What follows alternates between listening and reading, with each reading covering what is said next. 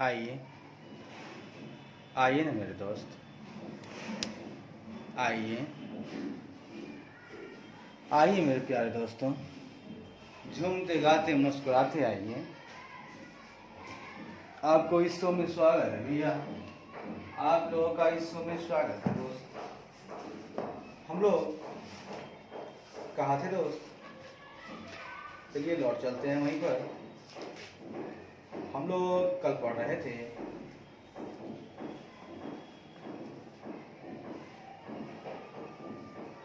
Revenue uncertainty हो गया था। अच्छी बात है सर, थोड़ा और आगे बढ़ते हैं और हम लोग देखते हैं, इसी का पार्ट है ये। हम लोग पढ़ रहे हैं ऑडिट अप्रोच एंड प्रोसीजर्स। अच्छी बात है। रेवेन्यू के बाद आगे बढ़ते हैं।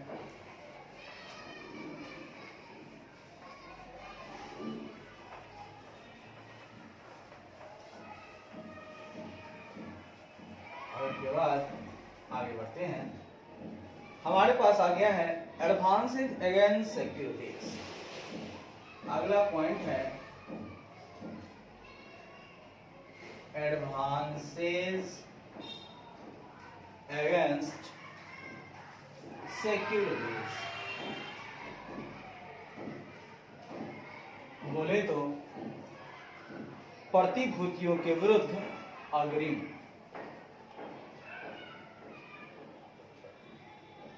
प्रतिभूतियों के विरुद्ध अग्रिम। सुन लीजिएगा, प्यार मोहब्बत से लीजिएगा। कहता है दोस्त, interest on advances against term deposit, national saving certificate, Indira Vikas Patra, Kisan विकास पत्र एंड लाइफ पॉलिसी। यानी कहता है सर, टर्म डिपॉजिट यानी कि सावधि जमा,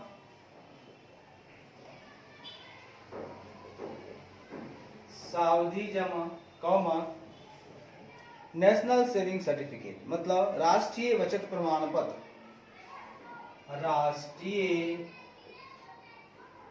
बचत प्रमाण पत्र, नेशनल सेविंग सर्टिफिकेट। ठीक है। इंदिरा विकास पत्र कौमा, इंदिरा विकास पत्र कौमा, किसान विकास पत्र, किसान विकास पत्र और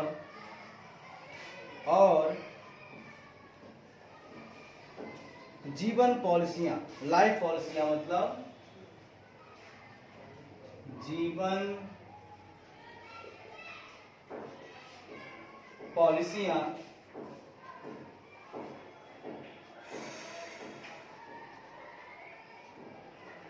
के विरुद्ध, इंटरेस्ट ऑन एडवांस के विरुद्ध अग्रिम पर ब्याज, के विरुद्ध अग्रिम पर ब्याज, अग्रिम पर ब्याज,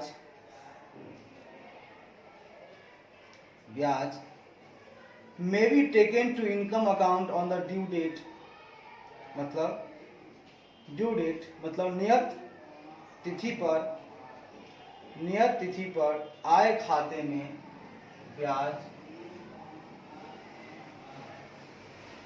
नियत तिथि यानी ड्यू डेट, नियत तिथि पर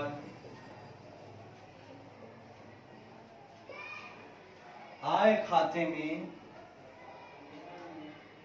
भी टेकन, आय खाते में लिया जा सकता है, लिया जा, आय खाते में लिया जा सकता है। प्रोवाइडेड मतलब बशर्ते, यहां पर प्रोवाइडेड का मतलब हो जाएगा बशर्ते, बशर्ते adequate margin is available in the account, बशर्ते खातों में पर्याप्त मार्जिन, खातों में पर्याप्त मार्जिन क्या हो, अवेलेबल हो, उपलब्ध।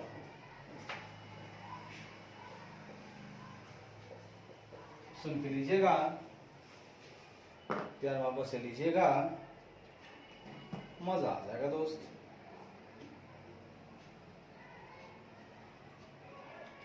सर मैंने कहा क्या,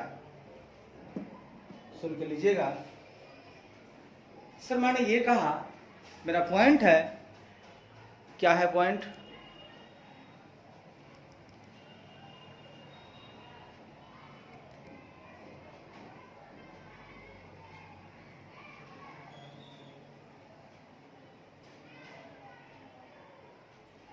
मेरा पॉइंट है सर, एडवांसेस अगेंस्ट सिक्योरिटीज।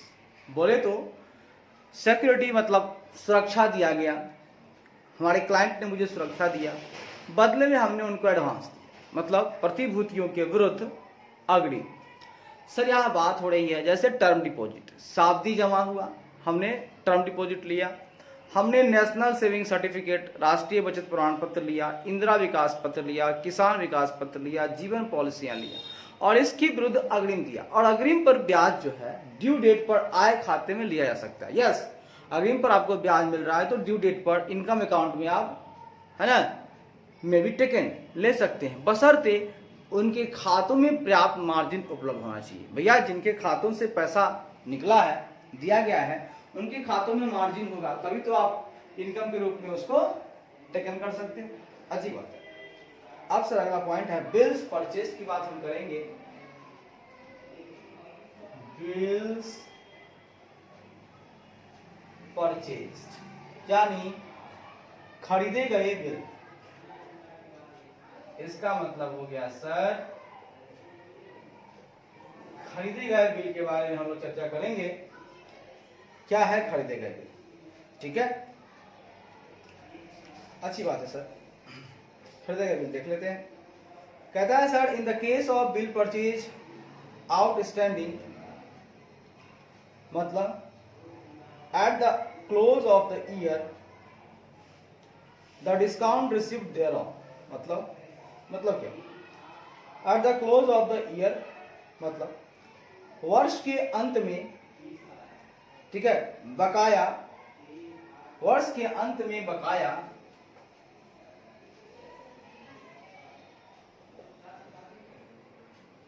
वर्ष के अंत में बकाया, वर्ष के अंत में बकाया खरीदे गए बिलों के मामले में बकाया खरीदे गए बिलों के मामले में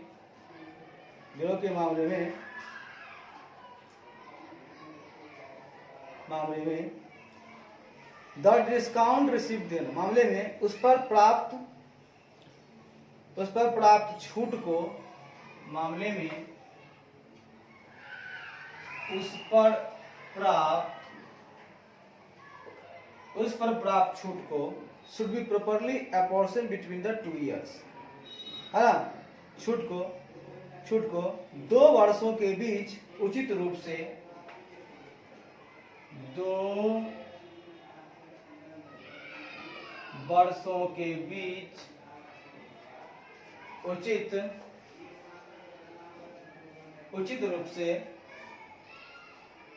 रूप से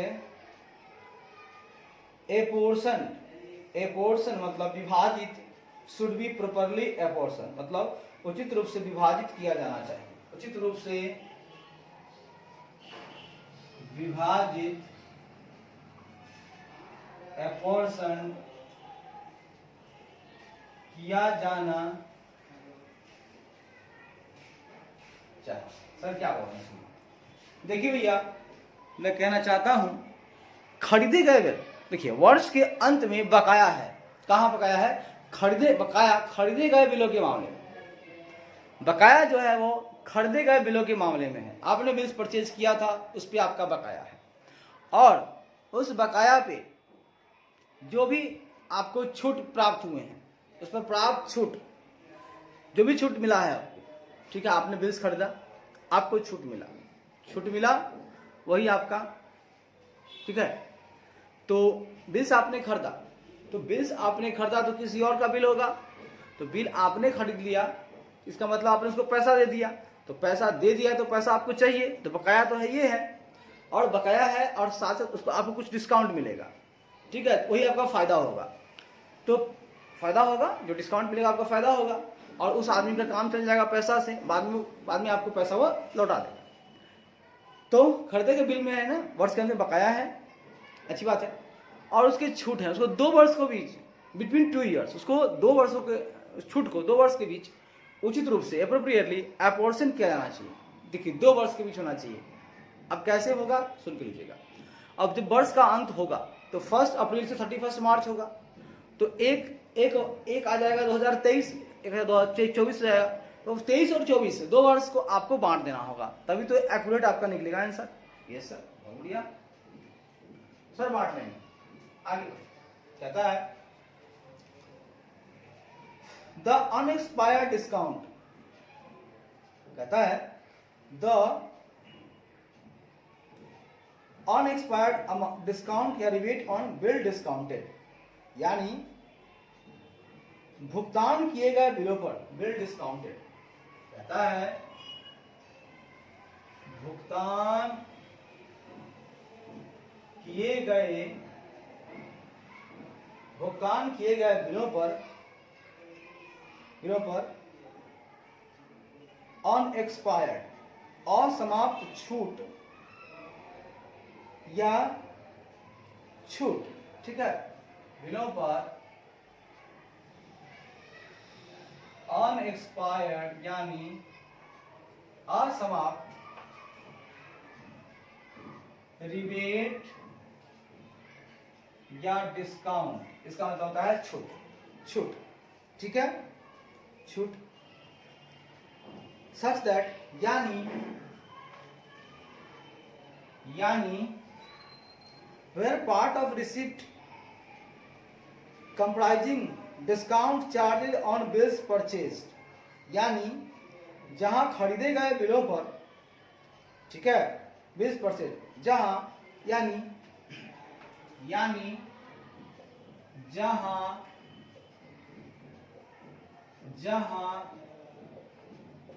खरीदे गए बिलों पर डिस्काउंट चार्जेज मतलब छूट शुल्क, कंप्राइजिंग मतलब सहित, बिलों पर छूट शुल्क मतलब क्या हुआ, डिस्काउंट चार्जेज सहित मतलब कंप्राइजिंग, ठीक है, सहित प्राप्त डिस्काउंट, सहित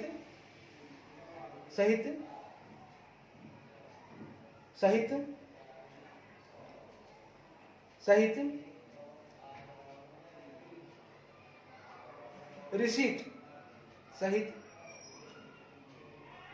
पार्ट ऑफ रिसीट, सहित रसीद का हिस्सा, सहित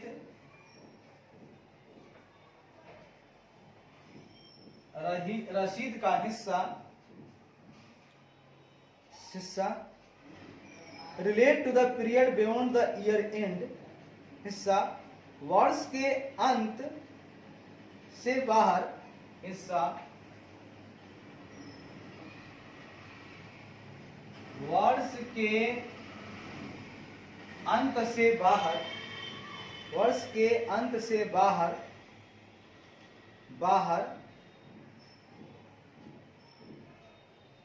बियॉन्ड पीरियड बाहर की अवधि, अंत से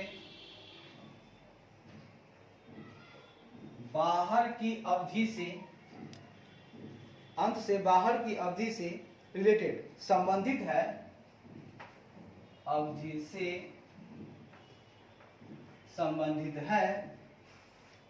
है should be recorded as other liabilities, उसे अन्य देयता के रूप में, उसे अन्य देयता यानी अदर लायबिलिटीज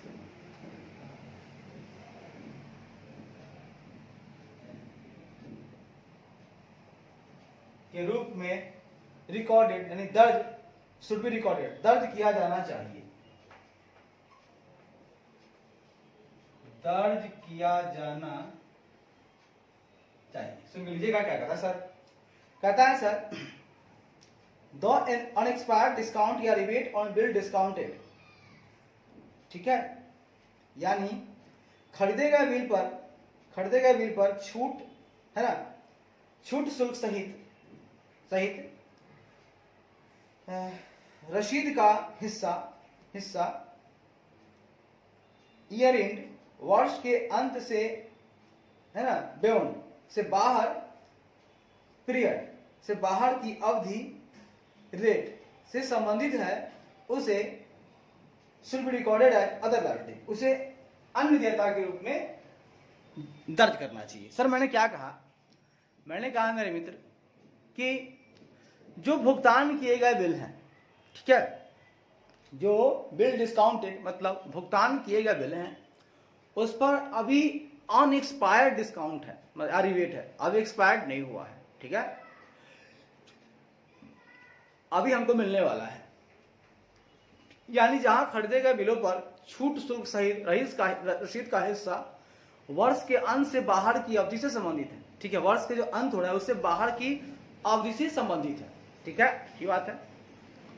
अनएक्सपायर्ड मतलब आगे का है, अभी का नहीं है, अभी का होता तो एक्सपायर्ड हो जाता, हम उसको लिख लेते, लेकिन ये वर्ष के अंत से बाहर है ना, ईयर एंड के बियॉन्ड है, बियॉन्ड वाले पीरियड से रिलेटेड है, पार्ट ऑफ रिसीट है, डिस्काउंट है, डिस्काउंट चार्जेज है, इसको कहां दिखाइएगा सर, उसे अदर लायबिलिटीज के रूप में दर्ज किया जाना चाहिए, ठीक है, अनएक्सपायर्ड को अन्य देयता के रूप में दर्ज करना चाहिए, क्योंकि अभी वाला है नहीं तो अन्य देयता है उसको दिखा देना चाहिए।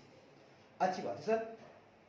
आगे कहता है इंटरेस्ट डिस्काउंट कंपोनेंट, कहता है सर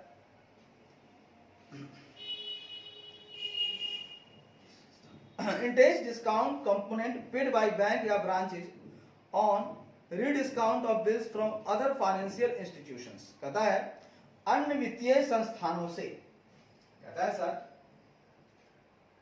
अन्य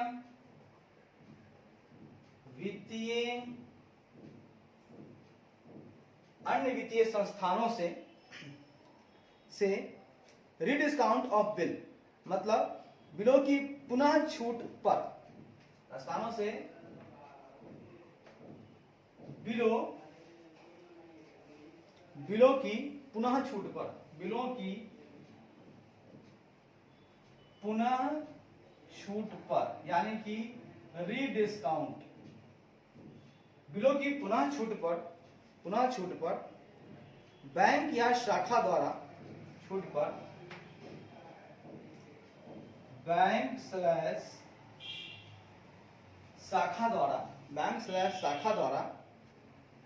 शाखा द्वारा कंपोनेंट, इंटरेस्ट कंपोनेंट यानी, ठीक है, द्वारा पेड भाई इतना है ना, द्वारा भुगतान किया गया, द्वारा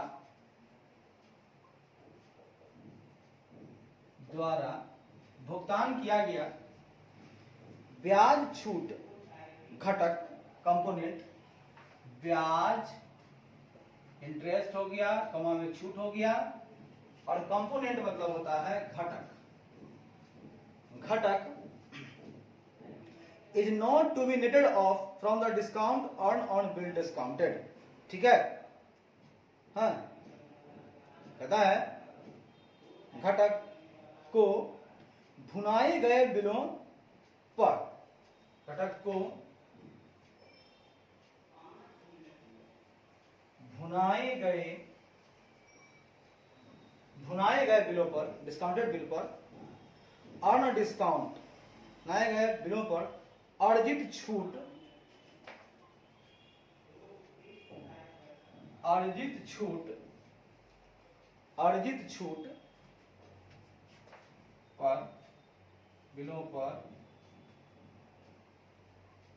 अर्जित छूट से फ्रॉम द डिस्काउंट अर्न, अर्जित छूट से not to be netted of, नहीं घटाया जाएगा, ठीक है, से नहीं घटाया मतलब नेटेड ऑफ, नहीं घटाया जाएगा। सर ये क्या बात हुई? सुनिए भैया, इसको बताएंगे। सर मैंने ये कहा कि आपको अन्य फाइनेंशियल इंस्टीट्यूशन है और उनके जो बिल है उस पर रीडिस्काउंट हुआ है, पुनः छूट मिला आपको, तो पुनः छूट पर क्या हुआ, बैंक या शाखा द्वारा भुगतान किया गया, ठीक है, बैंक ने भुगतान दिया, तो भुगतान किया गया जो भी इंटरेस्ट है या डिस्काउंट है, कंपोनेंट है, तो उसको भुनाए गए बिलों पर अर्जित छूट से नहीं घटाया जाएगा, ठीक है, मतलब जो भुनाए गए बिल पर जो अर्जित हुआ है, इंटरेस्ट जो अर्न किया गया है, बैंक ने अर्न किया है, तो उसमें से इसको घटा करके नहीं दिखाएगा। भुगतान किया तो किया, ये जो मिला उसको, इसका अर्निंग वाला मिला सो अलग है, और जो लॉस है उसको अलग है, तो आपस में घटाना नहीं है, ठीक है। जो आपको डिस्काउंट मिला है, डिस्काउंट, उसको इंटरेस्ट अर्न में से मत घटाइएगा, है ना। डिस्काउंटेड बिल पर जो आपको अर्न किए हैं इंटरेस्ट, उससे आपको नेट ऑफ नहीं करना होगा। अच्छी बात है सर, बहुत अच्छी बात, मजा आ गया सर। आइए सर, मजा लीजिए। आगे कहता है सर, बिल्स फॉर कलेक्शन की बात करेंगे सर।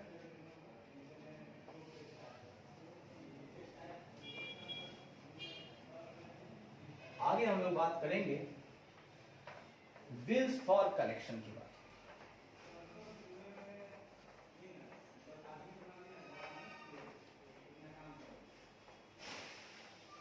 आगे बात होगी sir bills for collection. Bills purchase हो गया है, अब बात करेंगे सर बिल्स फॉर कलेक्शन। बोले तो संग्रहण के लिए बिल,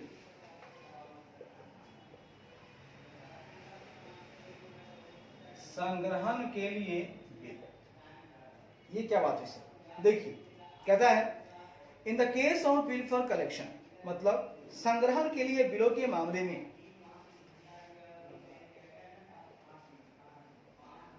संग्रहण के लिए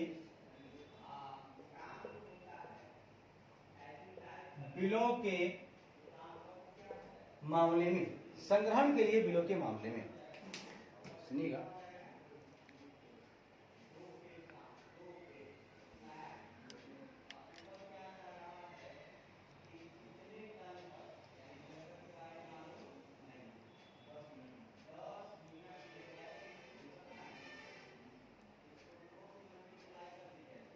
संग्रहण के लिए बिलों के मामले में, ठीक है, क्या बात है बताइए। मामलों में the auditor should also examine the procedure for crediting the party on whose behalf of the bill has been collected. कहता है द ऑडिटर मतलब लेखा परीक्षक को मामले में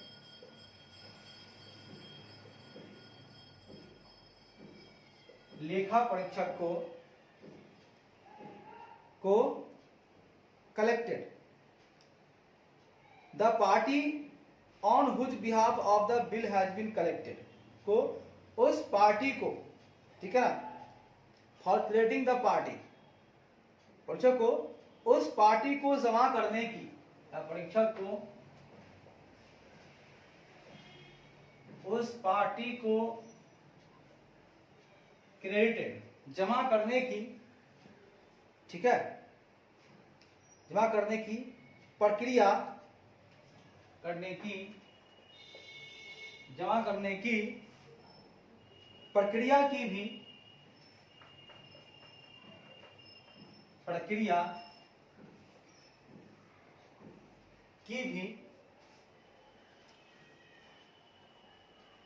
पार्टी।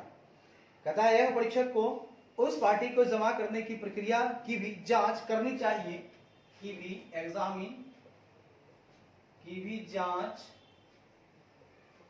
करनी चाहिए, हुज बिहाफ मतलब जिसकी ओर से,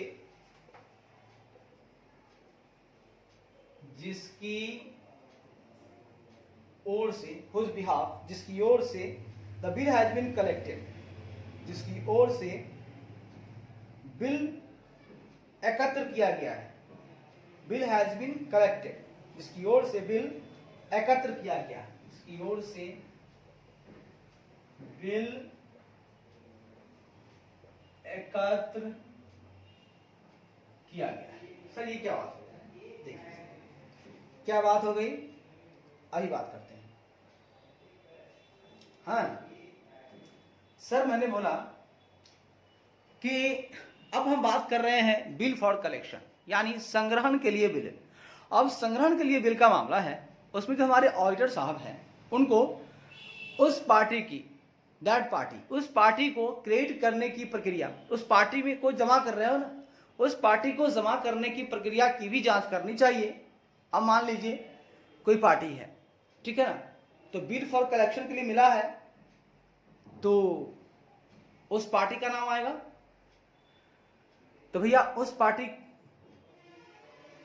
के नाम पर जमा होगा, ठीक है। कलेक्शन के लिए आया तो उस पार्टी पे, उस पार्टी को बैंक ने दिया होगा, तो उस पार्टी को जमा जो किया होगा उसका प्रोसीजर क्या है, उस प्रोसीजर को चेक करेगा ऑडिटर, है ना, जिसकी ओर से बिल एकत्र किया गया है। जो बंदा बिल को कलेक्ट किया था, है ना, उसकी वह जो पार्टी है उसके पास जो जमा हुई है पैसे, है ना, बैंक के पास आ गया बिल और उसने उसके उस पार्टी में जमा कर दिया। उस पार्टी को जमा करने के लिए जो प्रोसीजर अपनाया है, भैया ऑडिटर साहब आप उसको एग्जामिन कर लीजिए कि क्या सही तरीका है या नहीं है। अच्छी आगे कहता है sir the procedure is usually, कहता है द प्रोसीजर इज यूजुअली, प्रक्रिया आमतौर पर,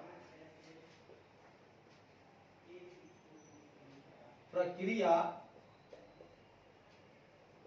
आमतौर पर, प्रक्रिया आमतौर पर यूजुअली सच दैट, ऐसी होती है कि, आमतौर पर ऐसी होती है कि, प्रोसीजर यूजुअली सच दैट, ऐसी होती है कि द कस्टमर्स अकाउंट, की ग्राहक के खाते में, द कस्टमर्स अकाउंट होती है कि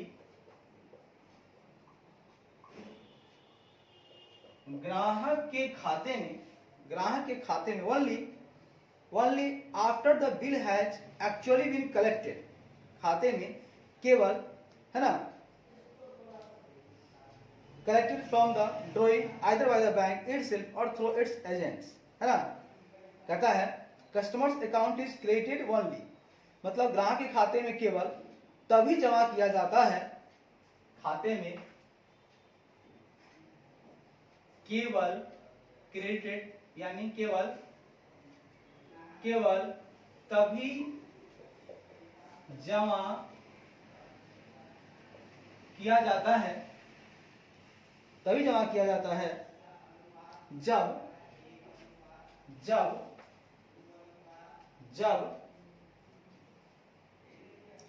the bill has actually been collected from the drawee either by the bank itself और थ्रू इट्स एजेंट्स। कहता है जब बैंक द्वारा या उसके एजेंटों, ठीक है, बाय द बैंक इटसेल्फ और थ्रू इट्स एजेंट्स, है ना, जब बैंक द्वारा स्वयं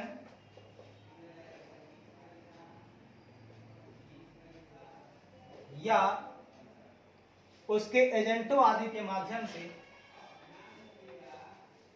या उसके एजेंटों आदि के,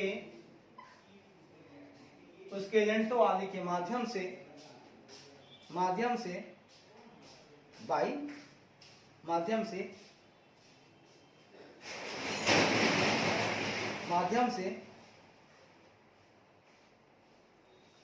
फ्रॉम द ड्रॉवी, ड्रॉवर लिखने वाला, ड्रॉवी भुगतान करने वाला, माध्यम से, भुगतानकर्ता से, माध्यम से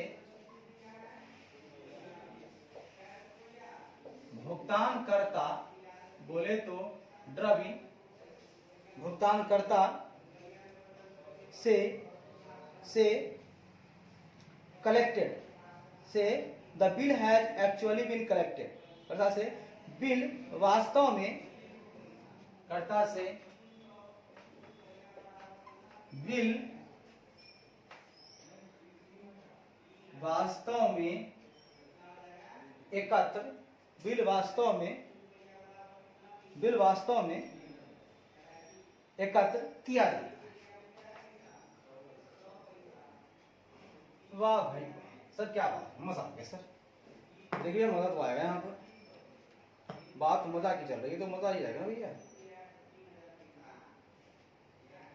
देखिए भैया देखिए, आगे की चर्चा करते हैं। सर मैंने कहा है कि प्रक्रिया जो है, प्रोसीजर जो है, जो प्रोसीजर आप ये कर रहा है, पार्टी के खाते में जमा कर रहा है, तो वो प्रक्रिया जो यूजुअली है सच दैट, ऐसी होती है कि कस्टमर अकाउंट, ग्राहक के खाते में, है ना, ओनली क्रेडिटेड, केवल तभी जमा किया जाता है जब व्हेन बैंक द्वारा इटसेल्फ या हिज एजेंट्स, उसके एजेंट के माध्यम से भुगतानकर्ता से बिल वास्तव में एकत्र किया जाता है। देखिए जो भुगतान करता है, अगर वो बिल को एक्चुअली कलेक्ट कर लेता है, भुगतानकर्ता जो भुगतान करने वाला है अगर कलेक्ट कर लेता है, ठीक है, कहता है कि हमने एकत्र किया है, जब एकत्र किया है तो भुगतानकर्ता बैंक को भुगतान कर देगा और बैंक जो है उस कस्टमर को दे दे, उसे खाते में जमा कर दे, ठीक है। कस्टमर जो है ग्राहक के खाते में जमा कर देगा और उसका एजेंट जो है द्रवी से, मतलब कि जिसने बिल लिखा है ना, जिसको मतलब बिल लिखने के बाद इसको बिल मिला है, भुगतान करने वाला था वो द्रवी था, तो द्रवी क्या करेगा, इसको भुगतान करना है। अब पता चला भुगतानकर्ता ने अब तो कलेक्ट कर लिया है, तो बैंक एकदम क्लियर है कि भैया भुगतानकर्ता से बैंक जो है बिल एकत्र कर लिया, तो भुगतानकर्ता जब राजी है तो मुझे क्या दिक्कत है, मैं तो भैया पैसा जमा कर दूंगा, है ना, भुगतानकर्ता हमको दे देगा। तो सवाल है कि द्रवी जो है, ड्रवर बिल लिखता है तो द्रवी कहता है पेमेंट कर देंगे, ठीक है। तो क्या हुआ, तो ड्रवर क्या करता है, बिल जा करके, ठीक है ना, बैंक से भुना लेता है, बैंक से ले लिया और यहां से द्रवी जो है बैंक में पैसा जमा कर दिया, हो गया बात खत्म। बैंक बिचौलिया का काम करता है, ठीक है, उसका एजेंट बिचौलिया का काम करता है, तो इस तरह से काम होता है। आगे कहता है sir, the procedure is in consonance, कहता है सर दिस प्रोसीजर, यह प्रक्रिया in consonance with the nature of obligation of the bank, कहता है यह प्रक्रिया बैंक के दायित्वों की, यह प्रक्रिया बैंक के दायित्वों की, यह प्रक्रिया बैंक के दायित्वों की प्रकृति के कंसोनेंस, मतलब प्रकृति के अनुरूप, दायित्वों की प्रकृति के अनुरूप, है ना, कंसोनेंस, प्रकृति के अनुरूप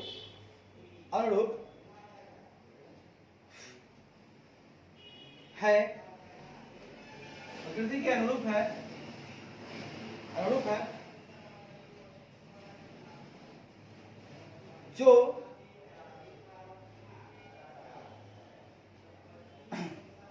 अनुरूप है in respect of bills for collection, हाँ,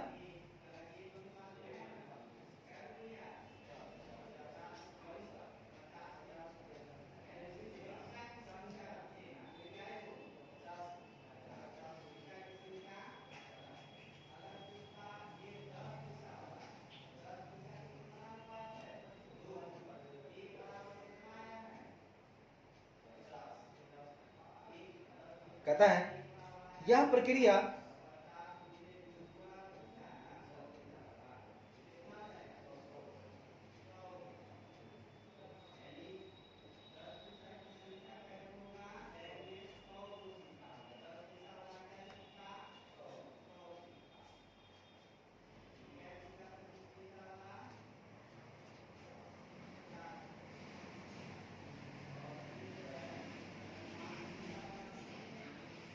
सुन लीजिएगा,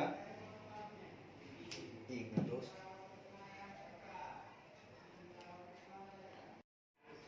सुन के लीजिएगा, प्यार मोहब्बत से लीजिएगा।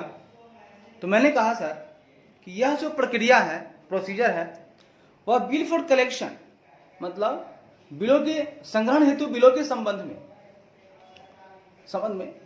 बैंक के दायित्व की जो प्रकृति है उसके अनुरूप है। ये जो प्रक्रिया है, कौन सी प्रक्रिया? बिल फॉर कलेक्शन की जो प्रक्रिया है, जिसको जांचने की बात कर रहा है लेखा परीक्षक, तो ये जो प्रक्रिया है सर, है ना, वो कलेक्शन के लिए जो बिल था उसके संबंध में, है ना, बैंक के दायित्व की प्रकृति के अनुरूप है वो। ठीक है, बैंक का जो दायित्व है उसकी जो प्रकृति है उसके अनुरूप है ना, यह प्रक्रिया संग्रहण वाला। ठीक है, अच्छा है सर, बहुत अच्छा है। तो इस तरह से हम लोग सीख गए कि कलेक्शन ऑफ बिल्स की बात जब तक हुई तो इसमें हम लोगों ने सीखा कि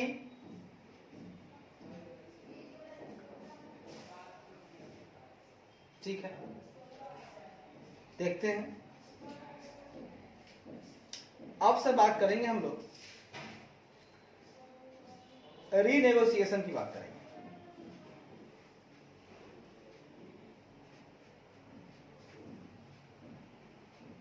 अच्छा, एक और बात है सर,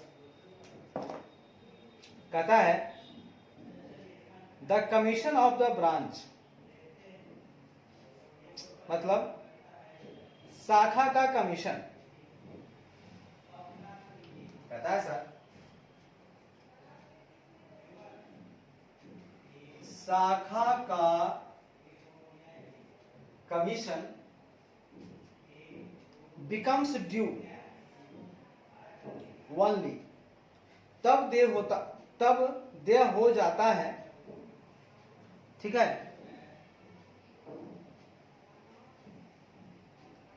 कमीशन तब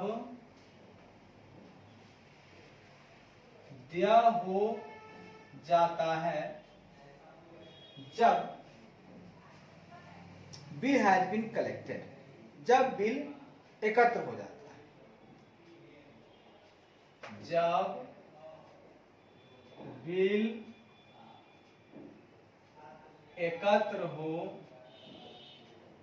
जाता है। वाह सर जी, हमने कहा कि शाखा का कमीशन तब देय हो जाता है, ठीक है, जब बिल एकत्र हो जाता है। अच्छा है सर, बहुत अच्छा है। तो बिल्स फॉर कलेक्शन के बारे में बोले कि भैया कलेक्शन के लिए जो बिल है उसके मामले में जो ऑडिटर साहब हैं उनको उस पार्टी को जमा करने की जो प्रक्रिया है उसकी भी जांच करनी चाहिए जिसकी ओर से बिल एकत्र किया गया है। प्रक्रिया आमतौर पर ऐसी होती है कि ग्राहक के खाते में केवल तभी जमा किया जाता है जब बैंक द्वारा स्वयं या उसके एजेंटों आदि के माध्यम से भुगतानकर्ता से बिल वास्तव में एकत्र हो जाता है। यह प्रक्रिया संग्रहण हेतु बिलों के संबंध में बैंक के दायित्व की प्रकृति के अनुरूप है। मतलब ये बैंक का दायित्व है ना, ये जो प्रक्रिया है संग्रहण वाला, ये बिल के लिए बैंकों के लिए दायित्व हो जाता है कि उसको भुगतान करना है। ठीक है, बाद में उसको मिलता है, ड्राइवर उसको देता है, लेकिन फिलहाल उसका बिल कलेक्शन के लिए दायित्व बनता है, उसको देना पड़ता है। और शाखा का कमीशन तब दे होता है जब बिल एकत्र हो जाता है। बिल जब एकत्र हो गया तो शाखा का कमीशन दे देना है। ब्रांच है अगर, ठीक है, तो ब्रांच को भी कमीशन चाहिए ना, वो बिल एकत्र करता है। अगर कोई शाखा, तो शाखा का कमीशन भी मिलना चाहिए, है ना, अच्छी बात है। तो आगे बढ़ते हैं। अब सर बात करेंगे हम लोग रीनेगोशिएशन की बात करेंगे।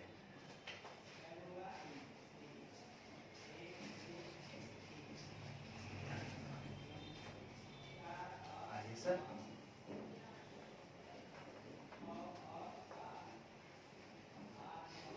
अब बात करेंगे सर रीनेगोशिएशंस। रीनेगोशिएशन सर इसका मतलब क्या होता है? सर इसका मतलब होता है पुनः बातचीत, रीनेगोशिएशन, मतलब दोबारा से बातचीत करना किसी मुद्दे पर। तो कहता है sir, fee and commission earn by the bank as a result of renegotiation और रीशेड्यूलिंग ऑफ आउटस्टैंडिंग डेब्ट्स। कहता है पुनः बातचीत या बकाया ऋणों के पुनर्निर्धारण। कहता है पुनः बातचीत या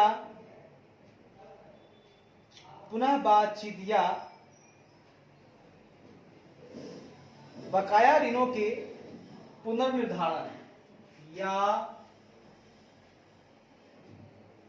बकाया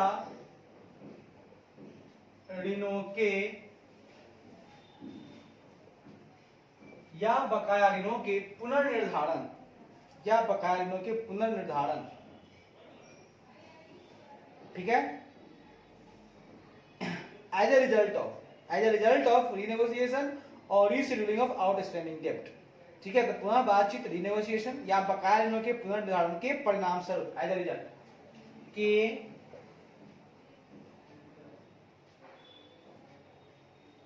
परिणाम स्वरूप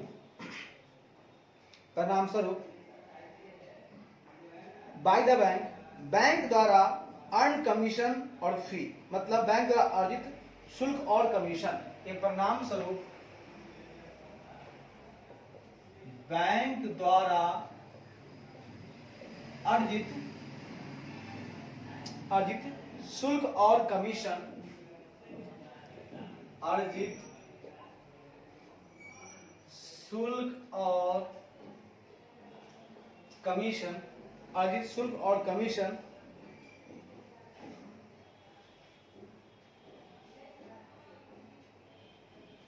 को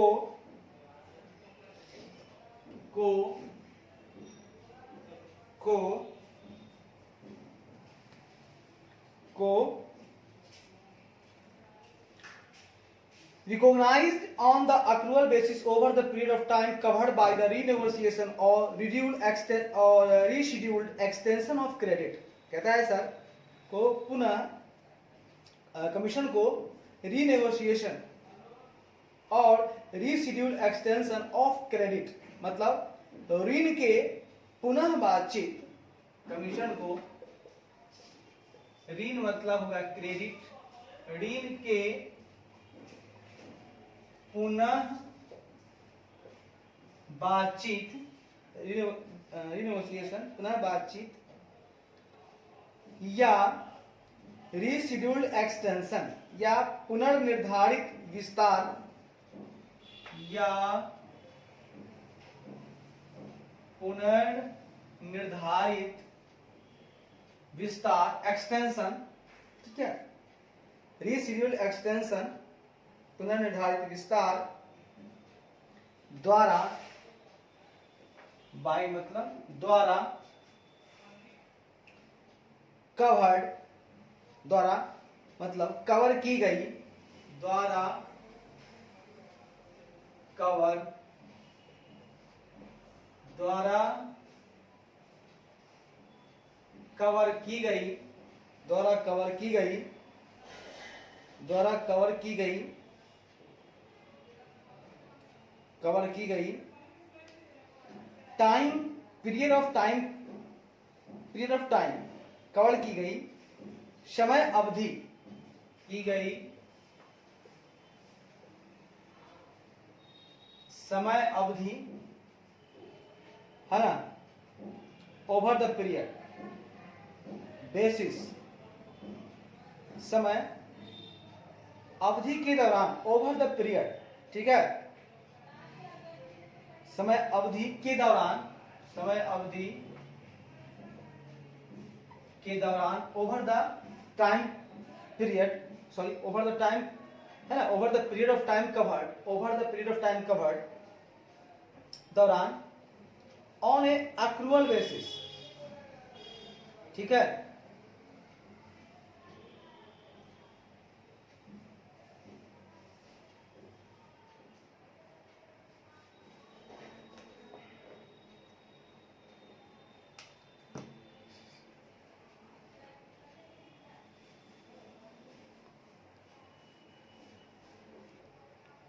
तो सर हमने कहा रीनेगोशिएशन की बात हमने की है आपसे, ठीक है।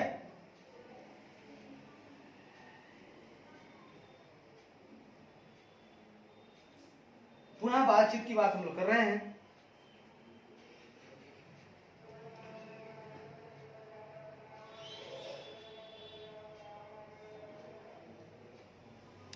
सर इसके पहले बिल फॉर कलेक्शन के लिए एक हम पॉइंट इसमें बता रहे थे। बिल फॉर कलेक्शन के लिए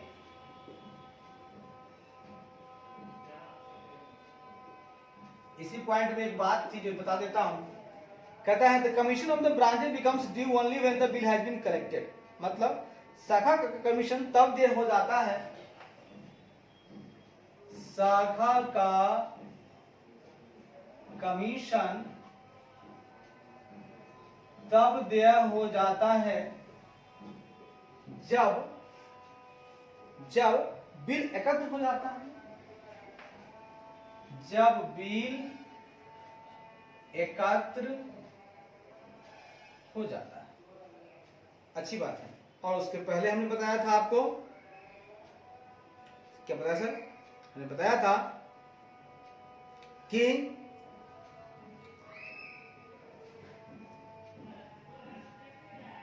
यह प्रक्रिया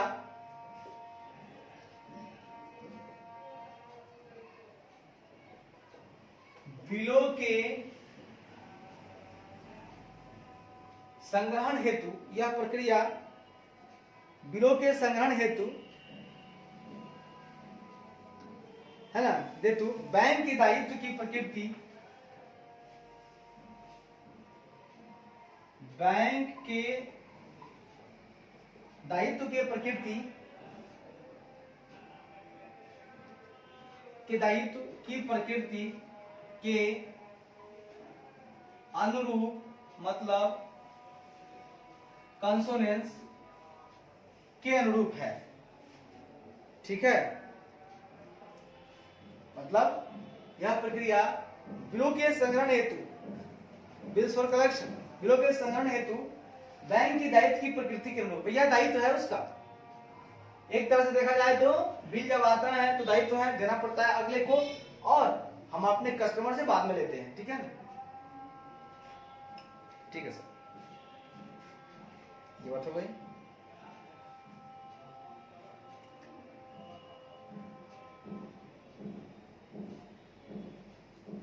उसके पहले था संग्रहण वाले बिल में ही कि संग्रहण के लिए बिलों के मामले में लेखा परीक्षक को उस पार्टी को जमा करने की प्रक्रिया की भी जांच करनी चाहिए जिसकी ओर से बिल एकत्र किया गया है। उसके बाद है प्रक्रिया आमतौर पर ऐसी होती है कि ग्राहक के खाते में केवल तभी जमा किया जाता है जब बैंक द्वारा या उसके एजेंटों आदि के माध्यम से भुगतानकर्ता से बिल वास्तव में एकत्र हो जाता है, ठीक है। द्रव्य से बिल वास्तव में एकत्र हो जाता है, अच्छी बात है। आप सर हम लोग रिनोवेशन चल रहे हैं, हमको लगा था कि छूट गया, इससे दोबारा से इसको हम लोग कराने का प्रयास किए हैं। आगे आइए कहता है sir test check the interest earn. कहता है sir the test check the interest earn by the bank for the sample selected, मतलब चयनित नमूने, सैंपल सेलेक्टेड मतलब चयनित नमूने के लिए, चयनित नमूने के लिए, चयनित नमूने के लिए बैंकों द्वारा चयनित नमूनों के लिए बैंकों द्वारा अर्जित ब्याज, बैंकों द्वारा अर्जित ब्याज की जांच करें। टेस्ट चेक, ब्याज की जांच करें। ऑडिटर साहब ये कह रहा है कि test check the interest earn by the banks for the sample selected, मतलब चयनित नमूने के लिए बैंकों द्वारा, मतलब देखिए सैंपल सेलेक्टेड मतलब चयनित नमूनों के लिए बैंकों द्वारा अर्जित ब्याज की जांच करें। आपको ये भी जांच करना है, एक नमूना लीजिए, एक कोई नमूना ले लीजिए और उससे देखिए कि जो बैंक द्वारा अर्जित ब्याज है क्या वो सही उतर रहा है। आप नमूना लीजिए, सारा मत लीजिए, तो नमूने के लिए, ठीक है ना, नमूना ले लीजिए और उसको देखिए कि बैंक द्वारा अर्जित जो ब्याज का नमूना है क्या सही है गलत है, बस ठीक है सर। आगे कहता है test check the fee and commission earn by the banks made for commission on bills for collection letter of credit and bank guarantee. Sir कहता है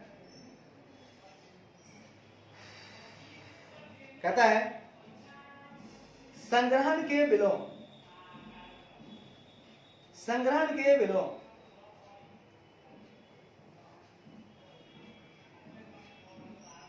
अर्जित शुल्क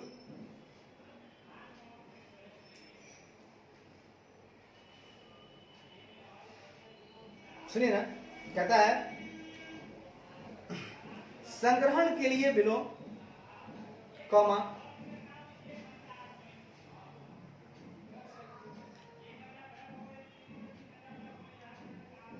ठीक है, कहता है संग्रहण के लिए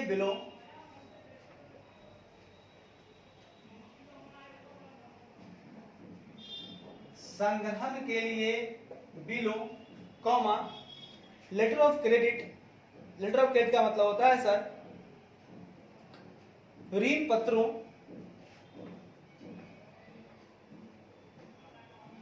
या बोलिए साख पत्रों, ऋण पत्रों, साख पत्रों, कॉमा बैंक गारंटी और बैंक गारंटी पर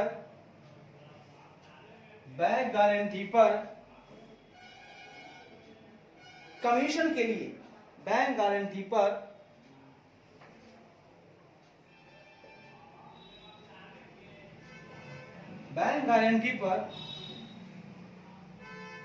कमीशन के लिए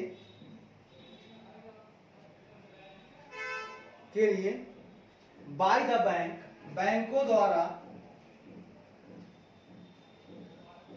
द्वारा अर्जित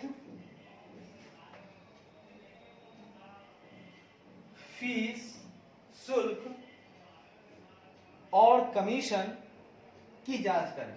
शुल्क और कमीशन की जांच करें। भैया थोड़ा और जांच कीजिए। भैया क्या जांच करें बताता हूं।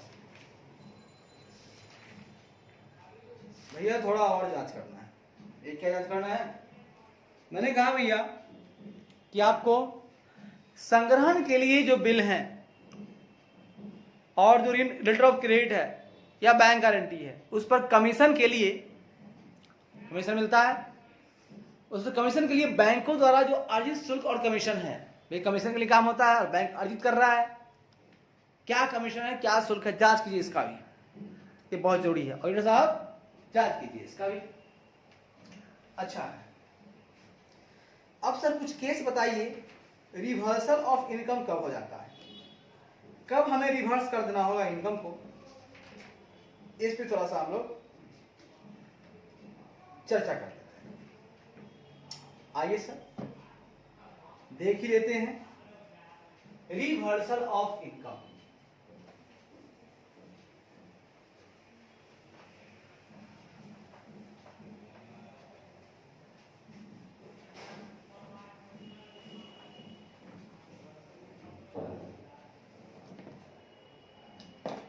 रिवर्सल ऑफ इनकम,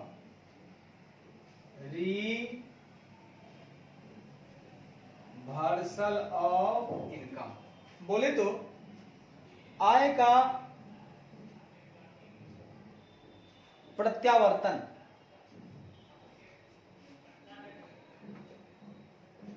आय का प्रत्यावर्तन समझे तो आय का उलट देना, ठीक है। सर जो काम हाथ में लेते खत्म हो जाता है ना हल्का होता, कल का जो काम था। आइए सर बात करते हैं हम लोग रिवर्सल ऑफ इनकम की बात करेंगे, ठीक है सर। ये क्या होता है सर? आय को उलट देना, मतलब इनकम आपने जनरेट कर लिया था, अब उलट दो, ऐसी पोजीशन आ गई है। अब क्या पोजीशन है सुनिए, कहता है in any advance including bills purchase and discounted, मतलब इफ, मतलब यदि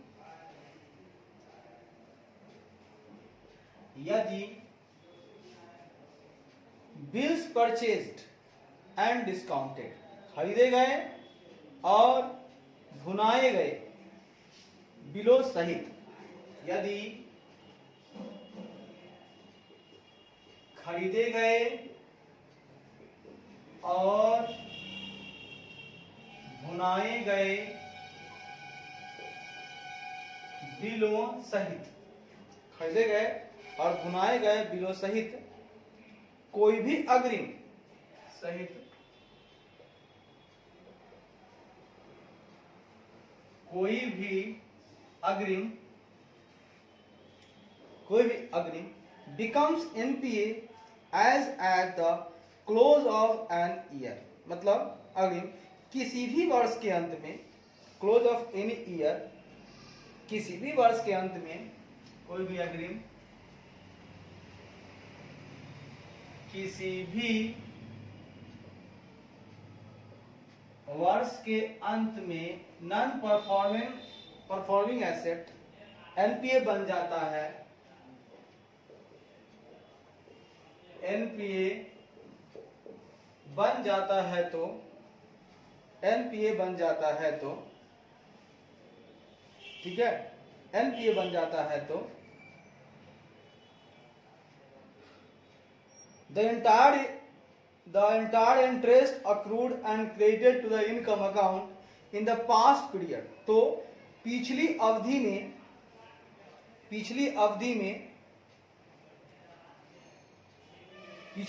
में अर्जित,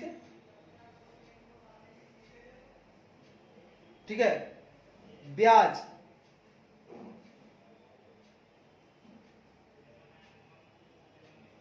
ठीक है, कहता है एंटायर इंटरेस्ट अक्रूड, ठीक है, मतलब पिछली अवधि में अर्जित, अक्रूड एंड क्रेडिटेड, मतलब पिछली अवधि में तो पिछली अवधि में अर्जित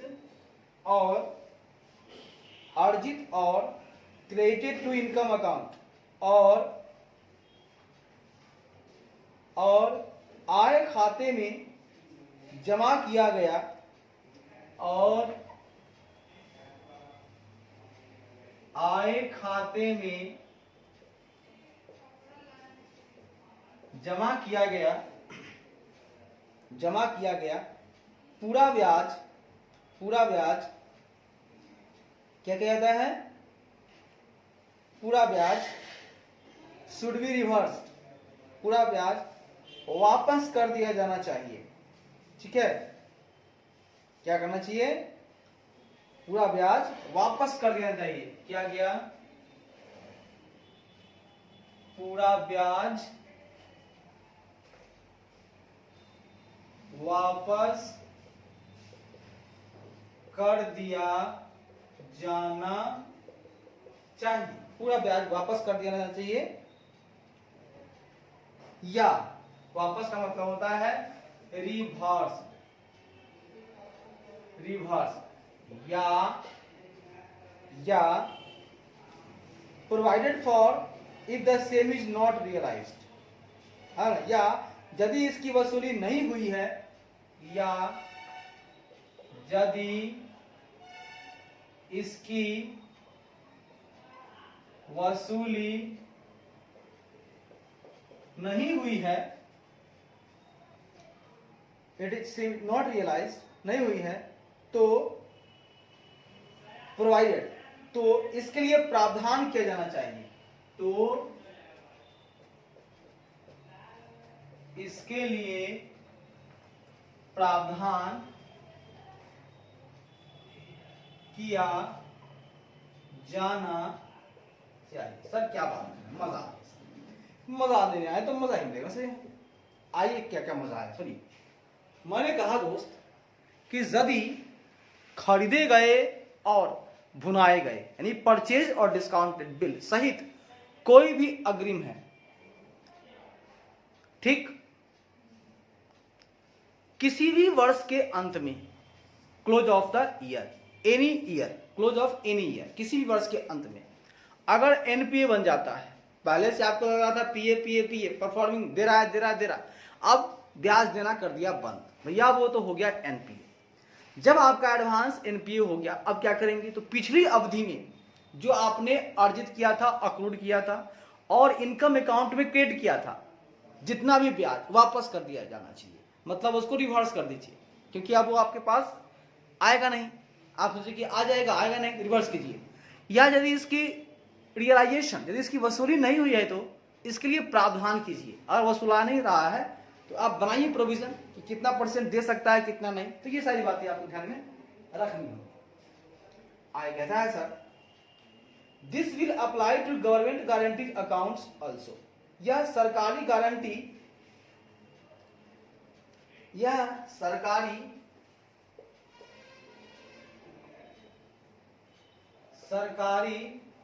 गारंटी शुदा खाते पर, गारंटी शुदा खाते पर भी लागू होगा। Apply, this will apply. मैंने कहा यह अप्लाई होगा, दिस विल अप्लाई। कहां, जो जहां पर गारंटी ले रहा है गवर्नमेंट, वो नहीं देगा, हम देंगे। अब मान लीजिए सरकारी गारंटी है आपके पास और वो भी लग रहा है कि भैया अब नहीं मिलने वाला है, तो वहां पर भी तो अप्लाई होगा यही बात। वापस कीजिए, ठीक है, अच्छी बात। कहता है सर, आगे कहता है, in respect of NPA, NPA के संबंध में, एनपीए के संबंध में, कहता है एनपीए के संबंध में, फी, कमीशन एंड सिमिलर इनकम, मतलब फीस, कमीशन और इसी तरह की आय, फीस, कमीशन और इसी तरह की आय, फीस, कमीशन और इसी तरह की आय, दैट हैव अक्रूड, जो अर्जित हुई हैं, अक्रूड, जो अर्जित हुई हैं, अच्छी बात है, अर्जित हुई है, should cease to accrue in the current period, उसे वर्तमान अवधि में अर्जित करना, सीज कर देना चाहिए, बंद कर देना चाहिए। उसे वर्तमान अवधि में, उसे वर्तमान अवधि, करंट पीरियड, वर्तमान अवधि में अक्रूड करना, अक्रू करना, अर्जित करना बंद कर दिया जाना चाहिए। अर्जित करना बंद, मतलब सीज, सीज, CEAC, सीज, बंद कर दिया जाना चाहिए, बंद कर दिया जाना चाहिए, बंद कर दिया जाना चाहिए, ठीक है, बंद कर देना चाहिए। और एंड, और कहता है और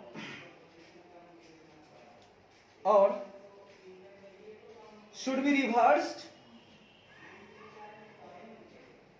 और provided for with respect to past period if collected, if uncollected. कहता है और पिछली अवधि के संबंध में और पिछली अवधि के संबंध में रिस्पेक्ट ऑफ पास्ट पीरियड, और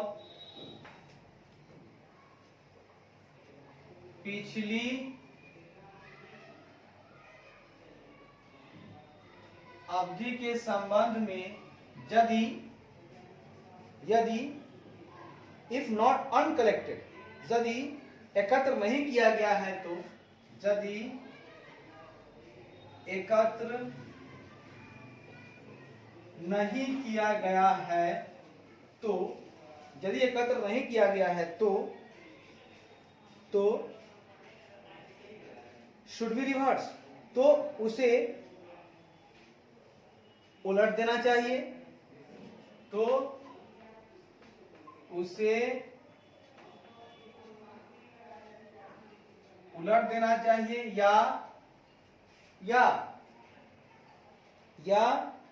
और प्रोवाइडेड फॉर, और प्रोवाइडेड उलट देना चाहिए, या इसके लिए प्रावधान किया जाना चाहिए। सर क्या बोले, सुनिए क्या बोले, ये बताते हैं।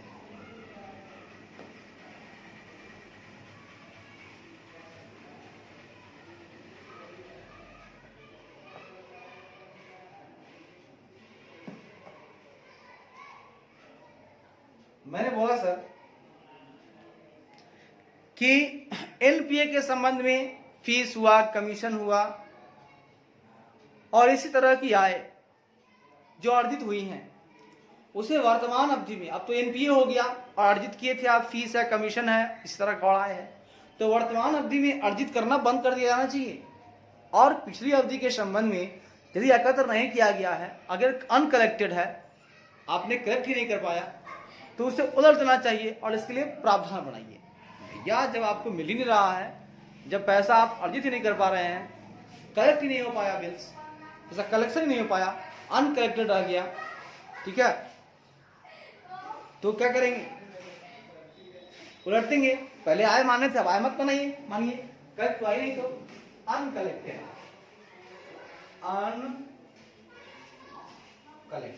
अच्छी बात। अब सर थोड़ा और आगे बढ़ते हैं, फर्दर इसी के आगे है, इसी के आगे है,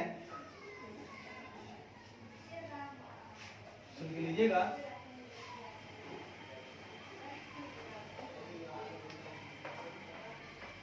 इसी के आगे है, कहता है फर्दर इसके अलावा, फर्दर बोले तो इसके अलावा, in case of bank which have wrongly recognised income in the past, मतलब इसके अलावा बैंक विच, जिन बैंकों ने, इसके अलावा जिन बैंकों ने अतीत में रॉन्गली रिकॉग्नाइज इनकम, अतीत में गलत तरीके से आय की पहचान की है, बैंकों ने अतीत में गलत तरीके से आय की पहचान यानी रिकॉग्नाइज की है, या गलत तरीके से उनको रिकॉग्नाइज किया है, की है, ठीक है, should reverse if it was recognised as income during the current year, उन्हें चालू वर्ष के दौरान, ठीक है, should reverse the interest if it was recognized as income during the current year, है ना, ठीक है, उन्हें चालू वर्ष के दौरान, उन्हें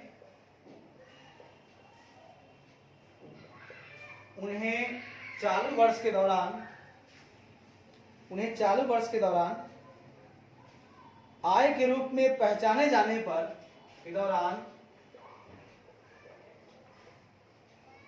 आय के रूप में पहचाने जाने पर, ठीक है, आय के रूप में जाने पर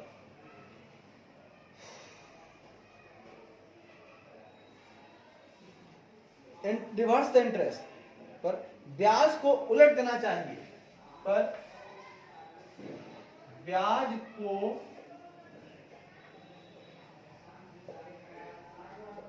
उलट देना चाहिए, उलट देना चाहिए,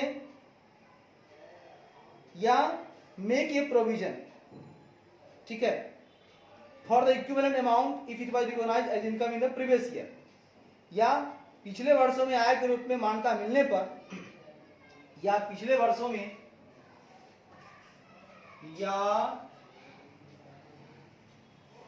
पिछले वर्षों में आय के रूप में मान्यता मिलने पर, ठीक है, if it was recognised income in the previous year, मतलब पिछले वर्षों में आय के रूप में मान्यता मिलने पर इक्विवेलेंट अमाउंट, समतुल्य राशि का, है ना, मिलने पर इक्विवेलेंट अमाउंट मतलब समतुल्य राशि का मेक ए प्रोविजन का प्रावधान करना चाहिए, राशि का प्रावधान करना चाहिए। सर ये क्या बोला, सुनिए क्या बोले, सुन लीजिएगा। सर हमने बोला कि इसके अलावा भैया जिन बैंकों ने अतीत में, पास्ट में रॉन्गली, गलत तरीके से आय को रिकॉग्नाइज किया है, उनको क्या करना होगा, और उनको पता चला कि ये चालू वर्ष के दौरान आय के रूप में उनको रिकॉग्नाइज किया जाना चाहिए, तो जब चालू वर्ष में करना चाहिए तो अब ब्याज को क्या करना होगा, भाई पिछला बार तो हम कर चुके थे, अब ब्याज को उलट देंगे, ठीक है, ब्याज को उलटना चाहिए। अच्छा, या पिछले वर्ष में आय के रूप में मान्यता मिल गई, तब क्या करेंगे, तो अगर मान्यता मिल गई पिछले वर्ष में आय के रूप में, तो उस समतुल्य राशि का अभी हम प्रावधान कर देंगे कि भैया प्रोविजन बना देंगे कि हमने इतना राशि का पिछले वर्ष में जो है रिकॉग्नाइज कर लिया है, कोई दिक्कत वाली बात नहीं है, ठीक है। और गलत तरीके से किए हैं और भैया चालू वर्ष के दौरान उनको पहचाना गया कि तो अभी का आय है, आपने पिछले वर्ष में कर लिया है, तो अभी उसको उलट दीजिए, ब्याज को रिवर्स कर दीजिए, और ब्याज रिवर्स कर दीजिएगा, और पिछले वर्ष का आय अगर अभी अभी लग रहा है, मान्यता मिल गया, पिछले वर्ष के आय को यहाँ पर मान्यता मिल गया, अब क्या कीजिएगा, नहीं मिला तो उलट दिए, मिल गया तो अभी क्या कीजिएगा, प्रोविजन बना दीजिएगा, प्रावधान कर दीजिएगा, ठीक है, भैया हमने पहले से इतना रुपए का नहीं माना था, लेकिन अब लग रहा था कि नहीं मिलेगा, लेकिन मिल गया, तो इक्विवेलेंट अमाउंट का प्रावधान अभी हम बना लेंगे, ठीक है, अच्छी बात है सर। आगे कहता है फर्दर मोर, इसके अलावा, फिर आइए further more, further more, further more तथा इसके अलावा,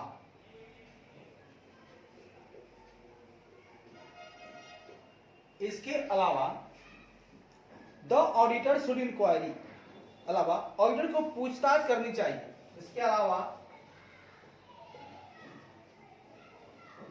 ऑडिटर को पूछताछ करनी चाहिए if there are any large debits in the interest income account, ठीक है, कि क्या ब्याज आय खाते में कोई, कि क्या ब्याज, क्या ब्याज आय खाते में, कि क्या ब्याज आय खाते में कोई बड़े डेबिट है, कोई बड़े डेबिट है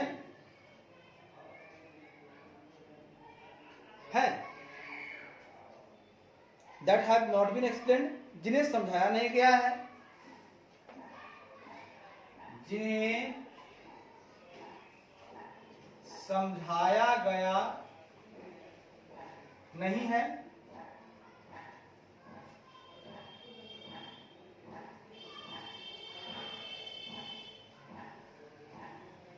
ठीक है। अब सुनिए क्या कह रहा है ऑडिटर साहब, आपको फर्दर मोड इसके अलावा पूछताछ करनी होगी, इंक्वायरी करनी होगी वहां बैंक में कि भैया क्या कोई ऐसा इंटरेस्ट इनकम अकाउंट है जिसमें कोई बड़ा डेबिट हुआ है। आप कह रहे हैं कि हमको बहुत भारी खर्चा है और आप उसको समझाए नहीं है।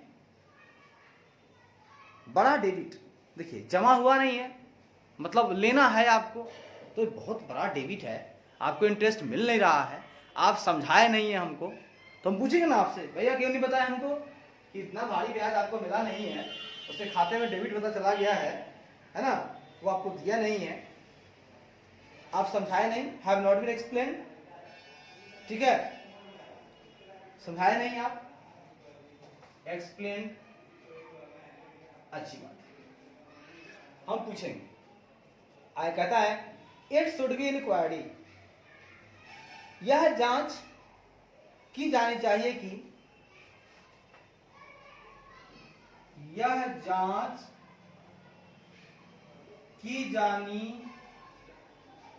चाहिए कि, यह जांच की जानी चाहिए कि whether कि क्या there are any communications from borrowers pointing, क्या उधारकर्ताओं की ओर से,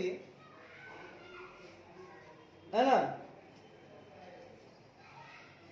from borrowers pointing out differences in interest charge, मतलब कि क्या उधारकर्ताओं की ओर से, कि क्या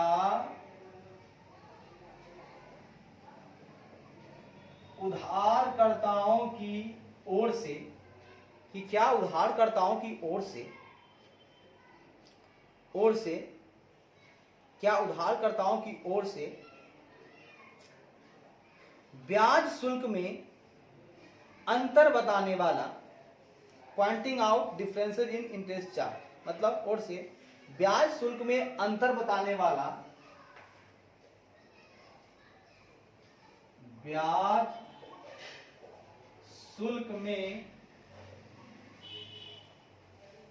अंतर बताने वाला, ब्याज शुल्क में अंतर बताने वाला कोई कम्युनिकेशन, कोई संचार है वाला,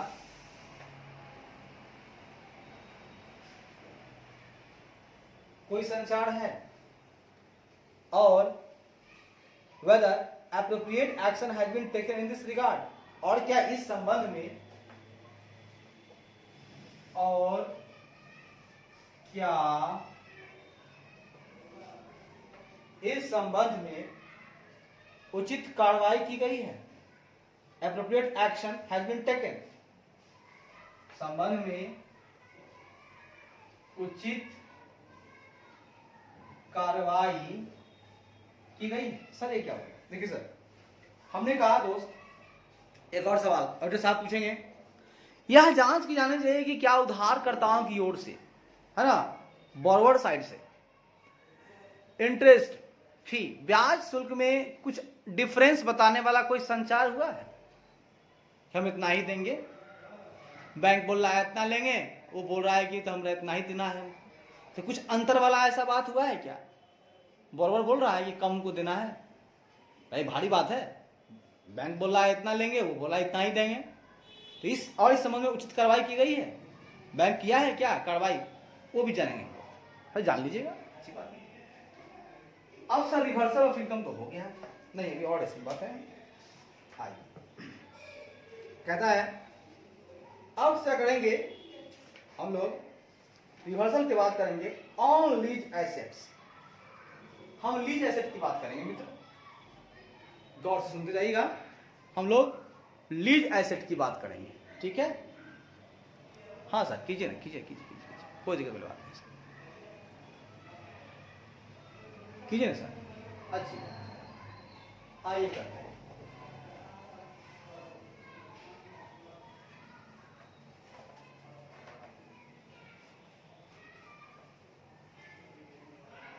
सर कह रहा था मैं ऑन लीज एसेट्स।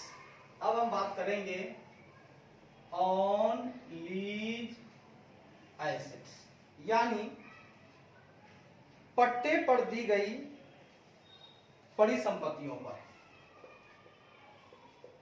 पट्टे पर दी गई परिसंपत्तियों पर, पट्टा पर दिया गया है। कहता है सर, क्या कहता है भैया बोलिए ना। सर कहता है the component of finance income as defined in S 29 leases on the lease assets, मतलब पट्टे पर दी गई संपत्तियों पर, पट्टे पर दी गई संपत्तियों पर, पट्टे पर दी गई संपत्तियों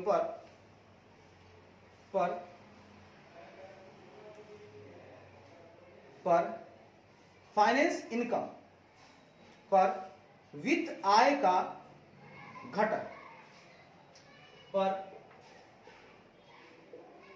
वित्त आय का घटक, वित्त आय का घटक, जैसा कि एस 19 में परिभाषित किया गया है, जैसा कि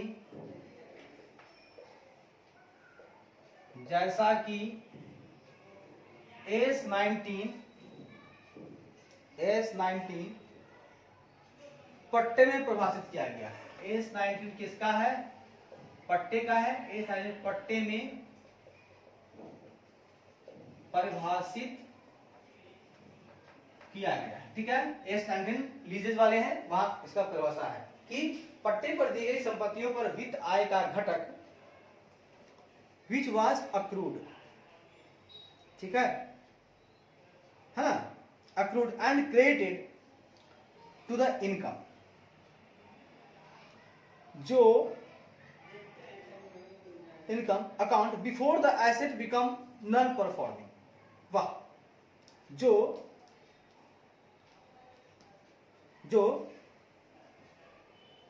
एसेट बिकम नॉन परफॉर्मिंग, जो परिसंपत्तियों के गैर निष्पादित, जो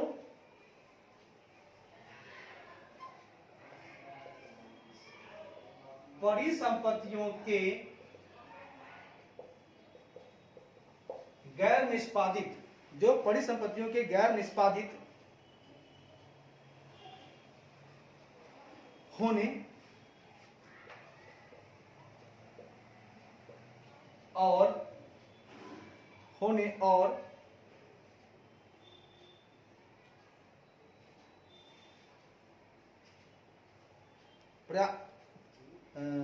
निष्पादित होने और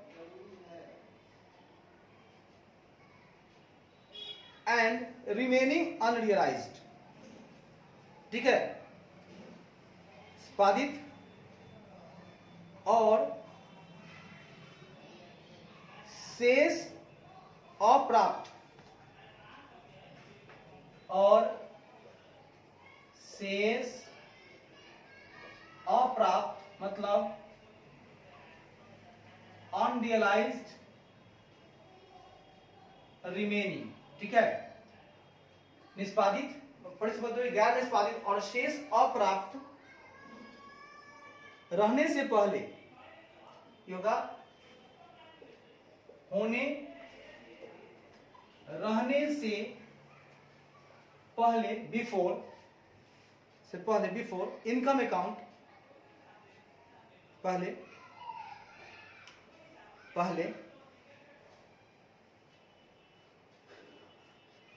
अर्जित और आय खाते में से पहले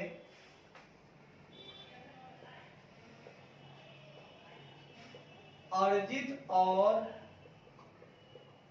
आय खाते में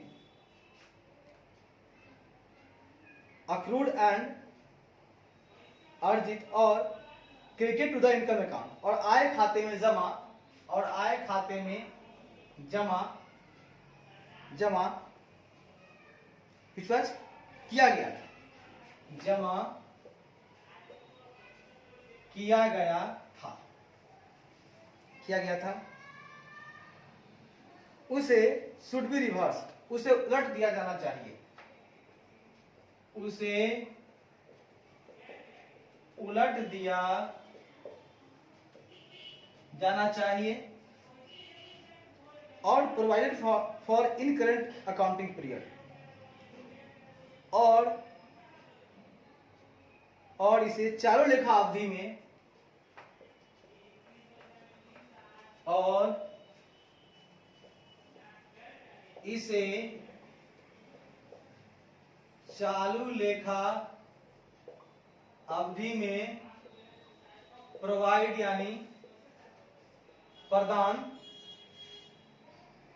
should be provided in the current accounting period, और उसे चालू लेखा अवधि में क्या करना चाहिए, प्रदान किया जाना चाहिए, प्रदान किया जाना चाहिए। सर अच्छी बात है सर, ये क्या बात होगी सर, सुनिएगा सर, सुनिए। मैंने कहा दोस्त ये लीज एसेट की बात है, यहां भी रिवर्सल की बात ही चल रही है। मैंने कहा कि पट्टे पर दी गई संपत्तियों पर, आपने पट्टे पर दिया कोई संपत्ति, लीज पे दिया, पर वित्त आय फाइनेंस इनकम का घटक कंपोनेंट, जैसा कि S19 पट्टे में परिभाषित किया गया है ना, जो परिसंपत्तियों के गैर निष्पादित होने, अब जो एसेट है वो नॉन परफॉर्मिंग हो गया है और रिमेनिंग अनरियलाइज्ड रह गया, तो शेष अपर्याप्त रहने से पहले जो भी अर्जित और आय खाते में जमा किया गया था, अक्रूड था और इनकम अकाउंट में जमा किया गया था, उसे भैया उलट दीजिए, क्योंकि अब तो आपको मिल नहीं रहा है, पहले से आप दिखा रहे हैं मिल रहा है, लेकिन यहाँ पर आज के डेट में देखें तो मिल नहीं रहा है, अब हो गया है नॉन परफॉर्मिंग, बाकी रिमेनिंग अनरियलाइज्ड रह गया, तो आप उस आय खाते को उलट दीजिए और इसे चालू लेखा अवधि में प्रदान कीजिए, ठीक है, मतलब प्रावधान बना दीजिए, ठीक है, इसे चालू लेखा अवधि में प्रावधान प्रदान करना चाहिए। कैसे? प्रावधान बनाकर आप प्रोविजन बनाइए, भैया ये तो मिलने वाला नहीं था, गलती से हम दिखा रहे थे, ये मेरा प्रोविजन है। अच्छा है सर, अच्छा, थोड़ा और आगे बढ़ते हैं सर। अब हमारे पास आ गया दोस्त, अब आ गया है मेरे पास ऑन टेक आउट फाइनेंस, ये तो हो गया लीज, ठीक है सर, लीज हो गया सर। अब आइए हम लोग चलते हैं टेक आउट फाइनेंस की तरफ चलते हैं। On take out finance, on take out finance, on take out finance, इसका मतलब होता है टेक आउट वित्त पर। टेक आउट आप ले रहे हैं, फाइनेंस ले रहे हैं, अब उस पर क्या चर्चा है तो सुनिए। कहता है a take out loan is a method of financing, कहता है take out loan method of financing, मतलब फाइनेंसिंग मतलब होता है वित्त पोषण, ठीक है, वित्त पोषण की एक विधि है, मतलब take out loan, take out ऋण, वित्त पोषण, वित्त पोषण बोले तो फाइनेंसिंग, वित्त पोषण मतलब फाइनेंसिंग की एक विधि है, एक विधि है, विधि है वेयर बाई मतलब जिसके तहत, वेयर बाई मतलब जिसके तहत a loan that is procured later, है ना, तहत बाद में बाद में प्राप्त, प्रोक्योर मतलब प्राप्त, बाद में प्राप्त, है ना, ऋण का उपयोग। A loan that is procured later is used, मतलब बाद में प्राप्त ऋण का उपयोग के तहत बाद में प्राप्त, प्रोक्योर्ड, बाद में प्राप्त ऋण का उपयोग, लोन का, ऋण का उपयोग, बाद में प्राप्त ऋण का उपयोग to replace the initial loan का उपयोग प्रारंभिक ऋण के बदलने के लिए किया जाता है ना। उपयोग प्रारंभिक ऋण को रिप्लेस, मतलब रिप्लेस मैंने बदलने के लिए किया जाता है। अच्छी बात है, रिप्लेस करने के लिए ये काम धंधा होता है। ठीक है सर, अच्छी बात।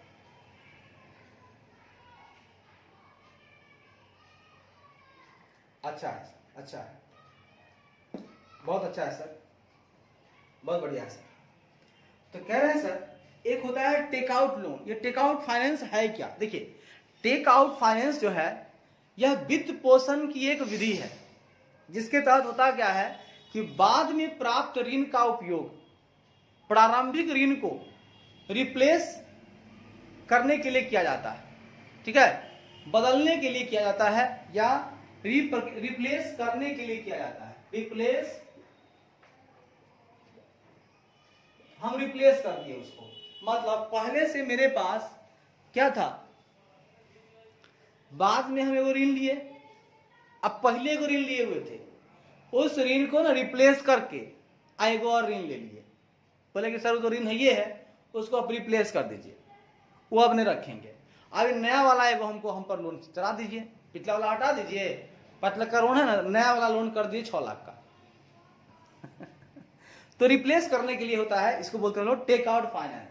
अच्छी बात है, आगे समझिए। ये सर आगे कहता है मोर स्पेसिफिकली, मतलब अधिक विशेष रूप से, अत्यधिक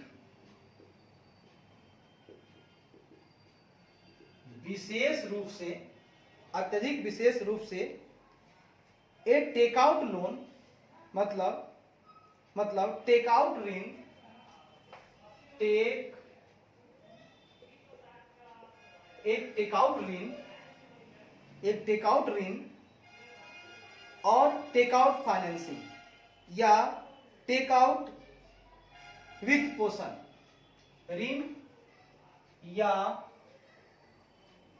टेक आउट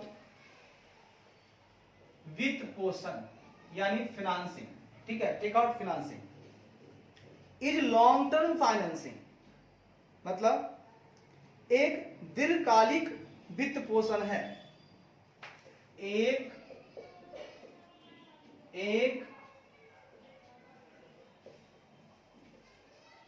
दीर्घकालिक वित्त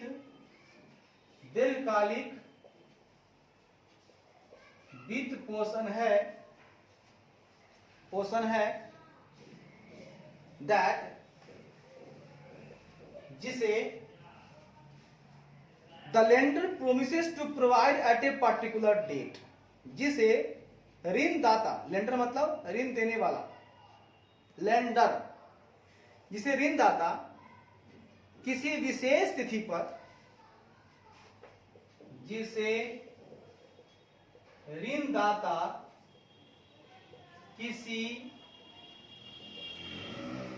विशेष तिथि पर या किसी विशेष तिथि पर या when particular criteria for completion of subject are met, या जब किसी प्रोजेक्ट, है ना, कंप्लीशन ऑफ ए प्रोजेक्ट, जब किसी परियोजना के पूरा होने के लिए या जब किसी परियोजना के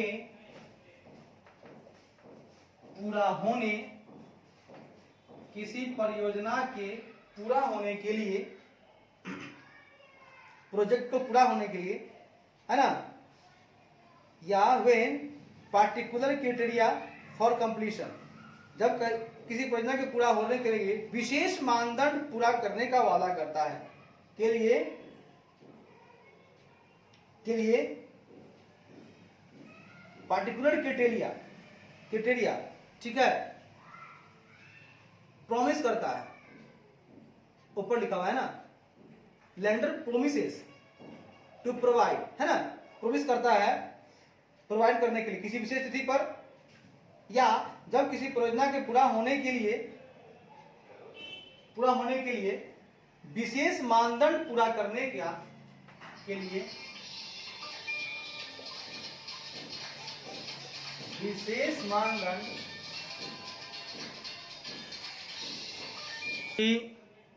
अत्यधिक विशेष रूप से टेक आउट ऋण या टेक आउट वित्त पोषण, यानी कि टेक आउट फाइनेंस एक लॉन्ग टर्म दीर्घकालिक पोषण है जिसे ऋणदाता किसी विशेष तिथि पर या जब किसी परियोजना के पूरा होने के लिए विशेष मानदंड पूरा करने का वादा करता है, मानदंड पूरा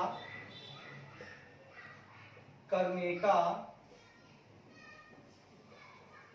वादा करता है, ठीक है, अच्छी बात है। तो मैंने कहा सर कि आप पूछेंगे सर टेक आउट फाइनेंस क्या होता है। देखिए भैया, टेक आउट फाइनेंस का मतलब होता है कि यह एक ऐसा विधि है जिसके तहत लेटर बाद में जो प्राप्त ऋण है ना, उसका उपयोग हमने कर लिया प्रारंभिक ऋण को रिप्लेस करने के लिए। मतलब जो पहले से ऋण चला आ रहा था उसको भैया हमने रिप्लेस कर दिया, और उसके लिए हमने टेक आउट फाइनेंस का एक नया ऋण हमने ले लिया। मोर पर्टिकुलरली, अब कहते हैं कि अत्यधिक विशेष रूप से बात करें तो टेक आउट ऋण जो होता है या जिसको कहते हैं टेक आउट फाइनेंस वित्त पोषण, यह एक दीर्घकालिक वित्त पोषण है जिसे ऋणदाता लेंडर जो है किसी विशेष तिथि पर या जब किसी परियोजना का पूरा होने के लिए विशेष मानदंड पूरा करने का वादा करता है। कहता है कि सर विशेष तिथि पर हो जाएगा ना तो हम आपको देंगे, ठीक है। ये जो है दीर्घकालिक वित्त पोषण, वो ऋणदाता कहता है, ऋण देने वाला कहता है हम आपको देंगे, हम ऋण देंगे आपको, लेकिन किसी विशेष तिथि पर देंगे या जब किसी परियोजना के पूरा होने के लिए विशेष मानदंड पूरा करने का आप वादा करेंगे। जब तक आप वादा नहीं करेंगे हम आपको देंगे नहीं। तो टेक आउट लेना चाहते हैं तो वादा कर ले साजना, तेरे बिन मैं न रहूं, मेरे बिन तू न रहे हो के जुदा, ये वादा रहा न होंगे जुदा। तो आइए मेरे मित्र थोड़ा सा और आगे हम बढ़े। तो कहता है मेरे मित्र, take out loans are commonly used in property development. वाह भाई वाह। कहता है सर टेक आउट ऋण आमतौर पर टेक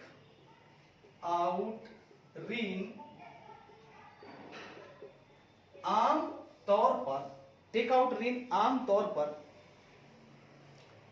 पर इस्तेमाल होता है प्रॉपर्टी डेवलपमेंट, ठीक है ना, आमतौर पर संपत्ति विकास में उपयोग किए जाते हैं, ठीक है ना। आमतौर पर संपत्ति विकास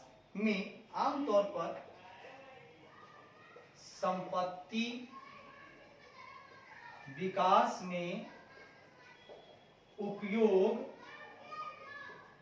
किए जाते हैं। अच्छी बात है। जिसको बोला जाता है सोर्स है इसका इन्वेस्टोपेडिया, ठीक है। इसका स्रोत क्या है, बात करें स्रोत की तो स्रोत है आपका इन्वेस्टोपेडिया। ये आपको ऋण जो मिलता है इन्वेस्टोपेडिया के तहत मिलता है, और इन्वेस्टोपेडिया का जो मिलेगा ऋण उसका काम है क्या, संपत्ति के विकास में उपयोग कीजिएगा भैया। ये जो ऋण लीजिएगा तो अपने प्रॉपर्टी को डेवलपमेंट में इसका यूज कीजिएगा, ठीक है सर। अच्छी बात है सर। कहता है in the case of take out finance, मतलब कहता है टेक आउट वित्त के मामले में टेक आउट वित्त के मामले में, in the case of takeout finance, takeout वित्त के मामले में, if based on record of recovery, यदि वसूली की रिकॉर्ड के आधार पर, if based on record of recovery, यदि वसूली की रिकॉर्ड के आधार पर, यदि वसूली की रिकॉर्ड के आधार पर, वसूली की रिकॉर्ड के आधार पर, the account is classified by the lending bank as NPA, मतलब आधार पर खाते को, आधार पर खाते को, खाते को, खाते को लेंडिंग बैंक मतलब ऋण देने वाले बैंक द्वारा, खाते को ऋण देने वाले बैंक द्वारा क्लासिफाइड एनपीए एज एनपीए, द्वारा एनपीए के रूप में वर्गीकृत किया जाता है, द्वारा एनपीए के रूप में वर्गीकृत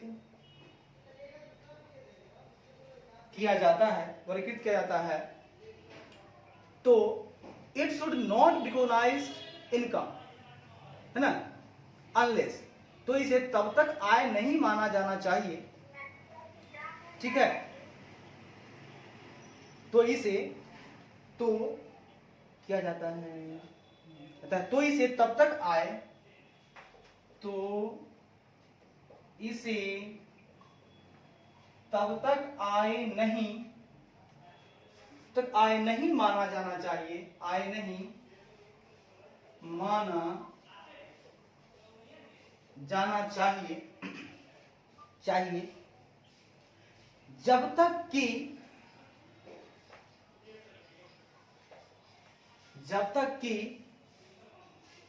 तक कि रियलाइज फ्रॉम बोरोवर्स या टेक ओवर इंस्टीट्यूशंस, जब तक कि इसे, है ना, जब तक कि उधारकर्ता या टेक ओवर इंस्टीट्यूशन या अधिग्रहण लेने वाली संस्थाएं, जब तक इसे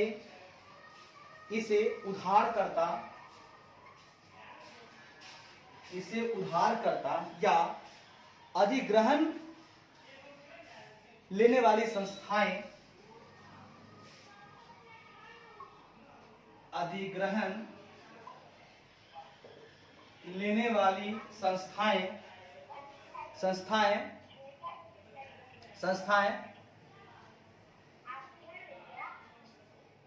संस्थाओं से वसूली न हो जाए, संस्थाओं